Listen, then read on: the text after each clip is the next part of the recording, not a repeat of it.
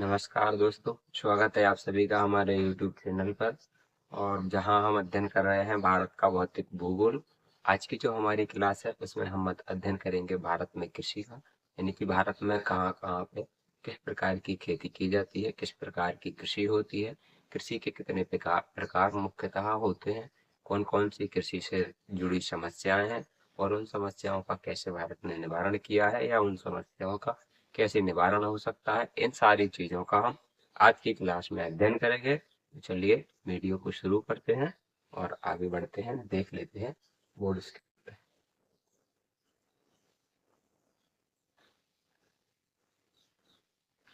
सबसे पहले हम देखेंगे इंट्रोडक्शन, भूमिका क्या है भारत में खेती की।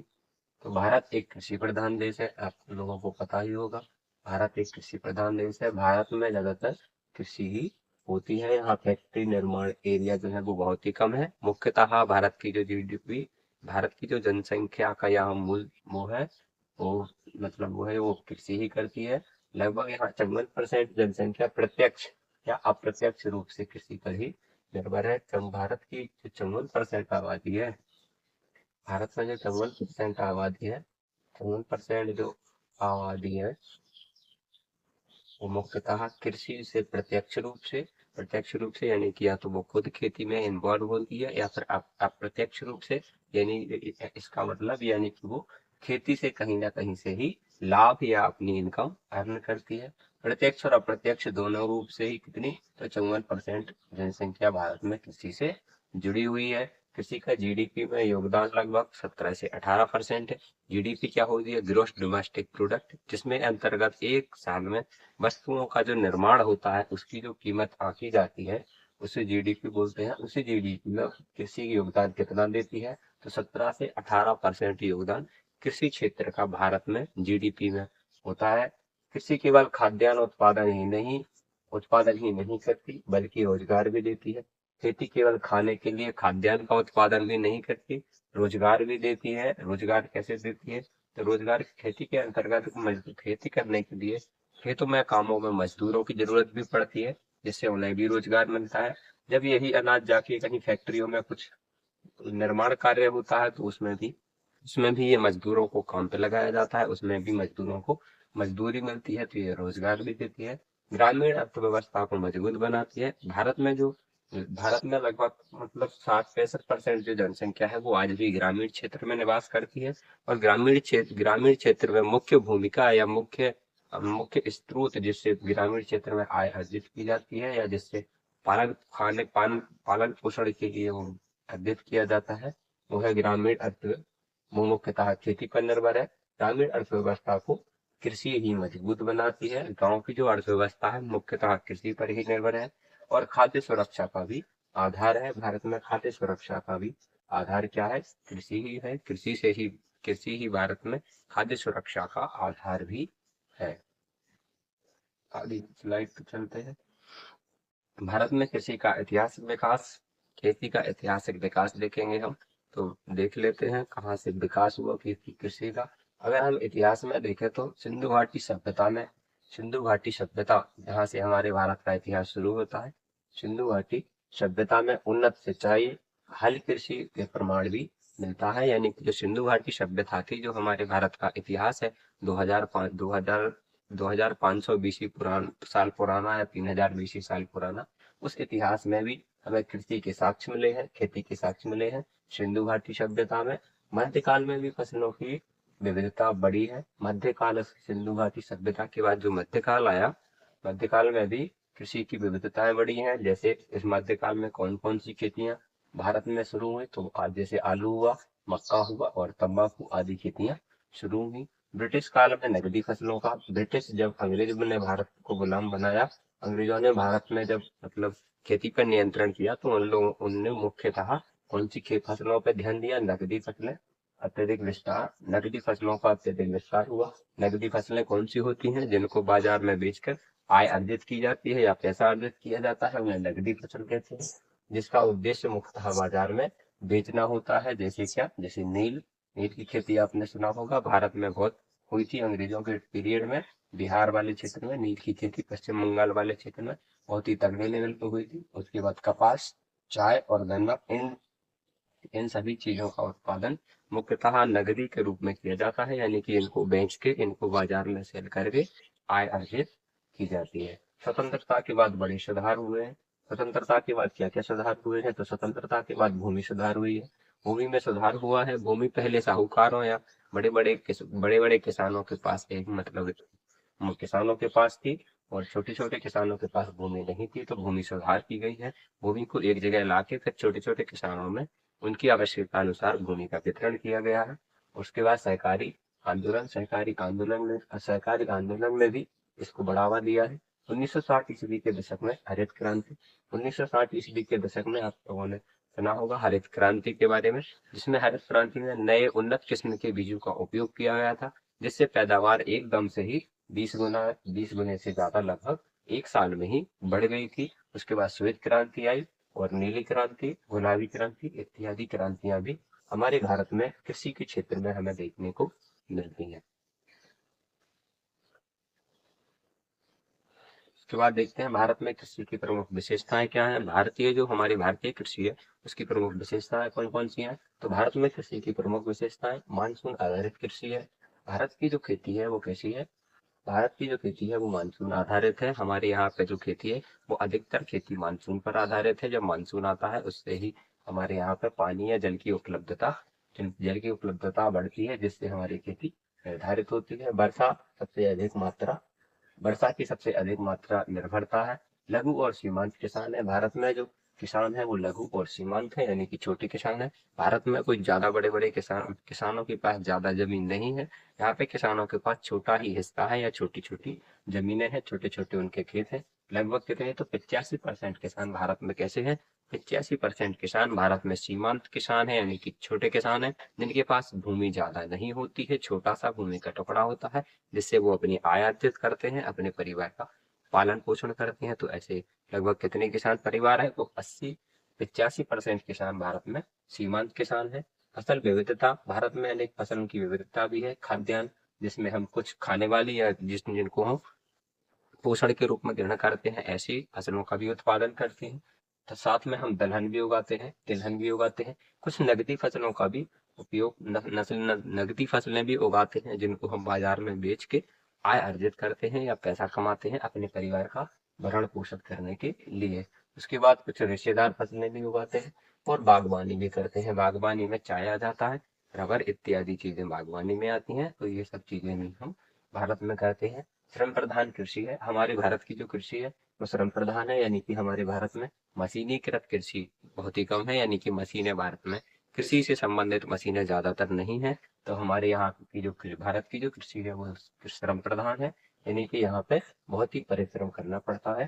भारत में कृषि करने के लिए करना पड़ता है परिश्रम करना पड़ता है। भारत में कृषि के लिए परिश्रम करना पड़ता है।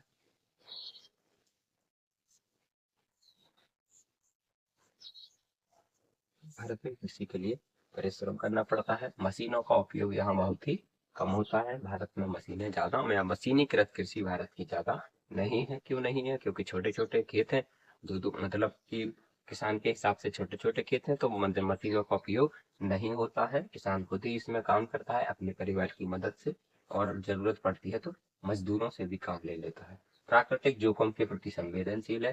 भारत की जो खेती है वो प्राकृतिक जोखिमों को संवेदनशील है। अब आपने नाम सुना होगा, भारत में कुछ ऐसी नदियां हैं जो हर साल बाढ़ लाती हैं। तो भारत में अक्सर बरसात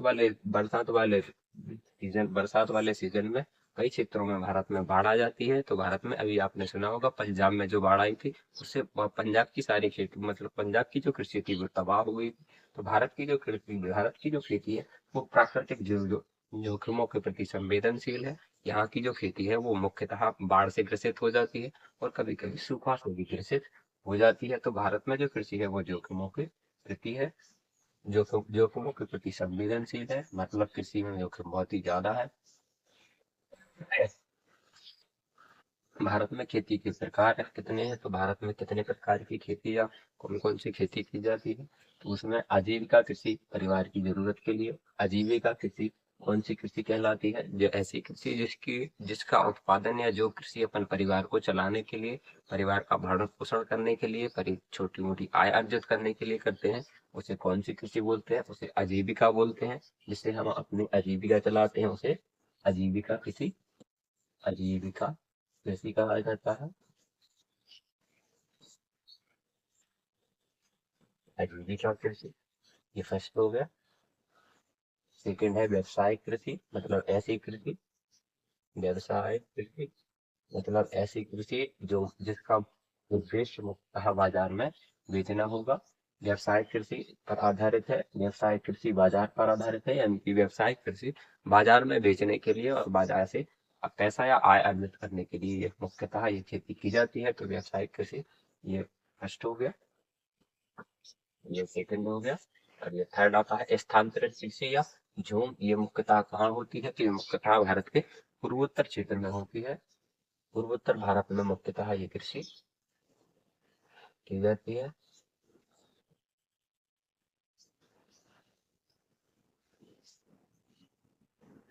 जब आप भारत में ड्रॉ करते हैं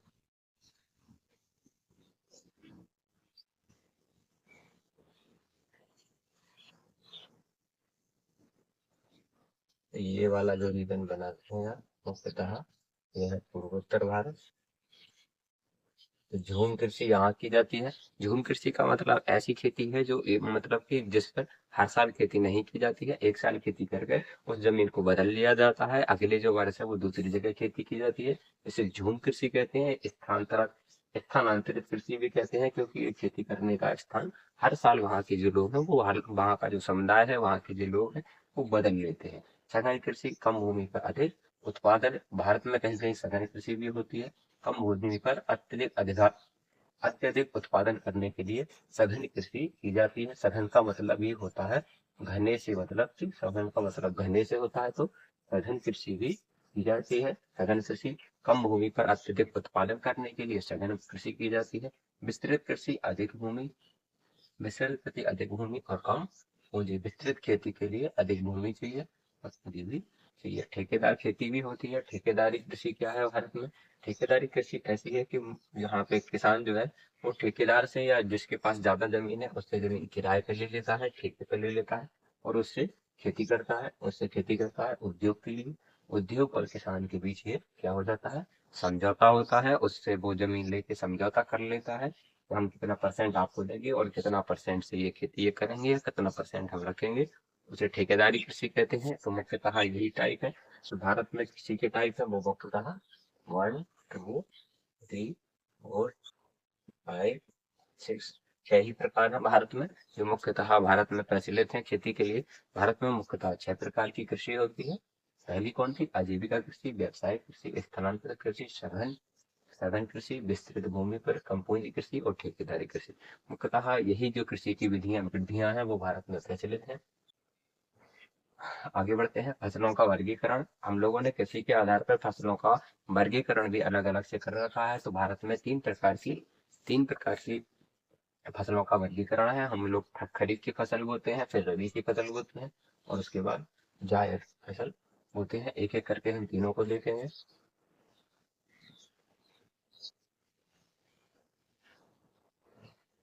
तीनों को देख लेते हैं एक एक करके। पहले देखेंगे खरीफ फसल। खरीफ फसल में कौन सी आती है? तो खरीफ में मक्का आता है, मक्का धान आता है, मक्का आता है, बाजरा आता है, खरीफ में कपास आता है और सोयाबीन आता है। ये खरीफ की फसल है।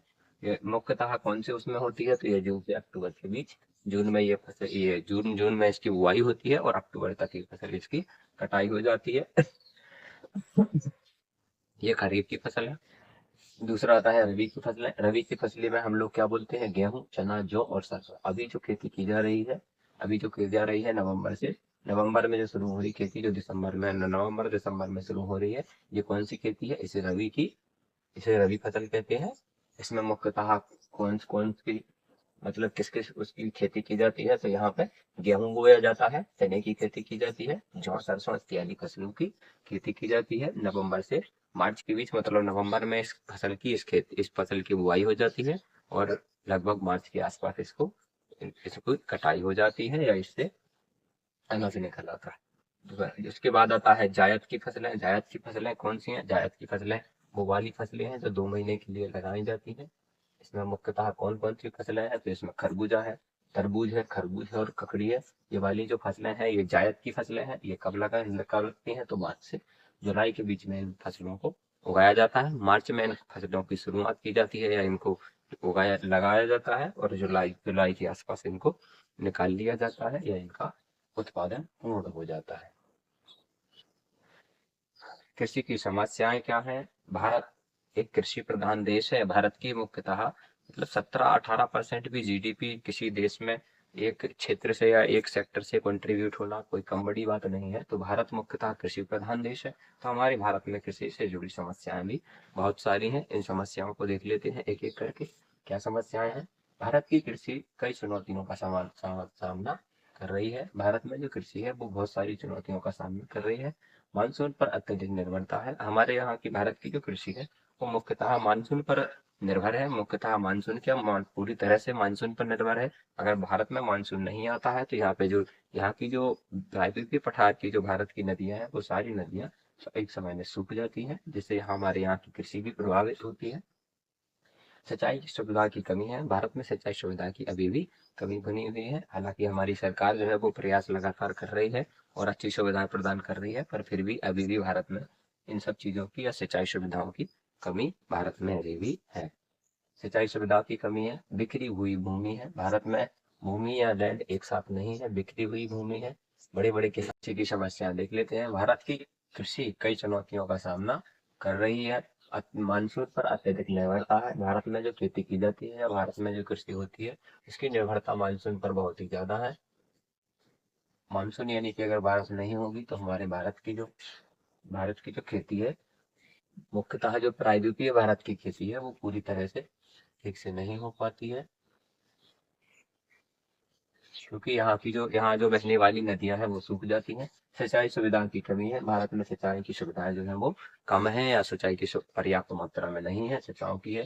बिखरी हुई भूमि है। अपन ने अभी देखा था भारत में जो मुख्यतः जो है वो बड़े बड़े किसान नहीं है, सीमांत या छोटे किसान है। जिसके पास ज्यादा भूमि नहीं होती है वो कम भूमि का टुकड़ा होता है। तो ये भी एक समस्या है। एमएसपी की समस्या है। हमारे भारत में जो एमएसपी निर्धारित होता है, मैक्सिमम सेलिंग प्राइस, जो भारत में निर्धारित होता है एमएसपी, तो उसकी भी समस्या है। भारत में जो गेहूं की या भारत में जो कृषि या गेहूं की जो कीमत अब सरकार आती है वो बहुत ज्यादा ही कम है। इससे भी समस्या बनी हुई है। भंडार और परिवहन में कमी है। भारत में गेहूं या इन कृषियों के लिए भंडार की भी आवश्यकता है। भंडारों की भी कमी है।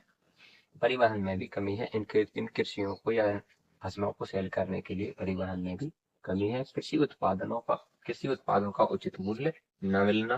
भारत में ये भी एक समस्या है। जो भी किसान उगाता है उसका उचित मूल्य नहीं मिलता है, जिससे ये भी एक समस्या बना हुआ है। यही कारण है कि किसान आर्थिक स्थिति में कमजोर किसान की जो आर्थिक स्थिति है इन्हीं कारणों से कमजोर बनी रहती है। आगे हम देखेंगे ये सारी समस्याएं का निवारण क्या है। तो समाधान एवं सुधार इनको देख लेते हैं। कृषि यंत्रिकीकरण यानी कि कह रहा है कि जो हमारे भारत की जो कृषि है उसे यंत्रिकीकरण यानी कि मशीनीकृत करना चाहिए। जो बड़ी बड़ी भूमियां हैं, जो बड़े बड़े खेत हैं, उनमें मशीनों का उपयोग आसानी से किया जा सकता है। जैविक और प्राकृतिक खेती को बढ़ावा देना चाहिए। जैविक और प्राकृतिक खेती को भारत में बढ़ावा दिया जाना चाहिए। जैविक या प्राकृतिक खेती वो वाली खेती है जिसमें रासायनिक बीजों, रासायनिक खाद इत्यादि का उपयोग बहुत ही कम मात्रा में हो, यानी कि ना की मात्रा में है। कोल्ड स्टोरेज और फूड प्रोसेसिंग ये सुविधाएं भी मिलनी चाहिए। कोल्ड स्टोरेज यानी कि भंडारण की सुविधा, फूड प्रोसेसिंग यानी कि फूड बनाने के लिए जो प्रोसेस होता है उसकी भी सुविधाएं, उसकी उससे भी समाधान किया जा सकता है। ड्रम और स्प्रिंकलर सिंचाई, भारत में सिंचाई के लिए ड्रम और स्पीकर जैसी प्रणालियों का अगर उपयोग किया जाए तो भारत में सिंचाई की जो समस्या थी उसका निवारण किया जा सकता है। कृषि शिक्षा और डिजिटल कृषि, भारत की जो शिक्षा है उसमें भारत की जो कृषि है उसमें मुख्यतः किसानों में शिक्षा की थोड़ी सी कमी है। अगर शिक्षा की कमी है अगर वो किया जाए तो भारत ये भी समस्या दूर की जा सकती है। डिजिटल कृषि का मतलब है एआई और ड्रोन से कृषि की रखवाली कर सकते हैं और कृषि का छोटे मोटे कार्य भी इन चीजों से हो सकते हैं। पीएफओ और कनेक्टिंग फार्मिंग ये चीज भी भारत के लिए एक समस्या का निवारण करती है।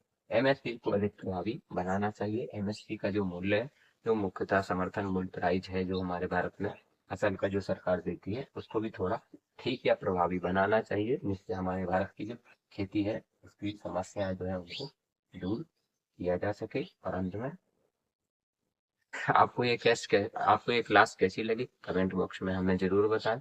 इस तरह की वीडियो देखने के लिए हमारे चैनल को प्रेरणा स्टडीज को सब्सक्राइब करें। आपका तहे दिल से धन्यवाद। जय हिंद।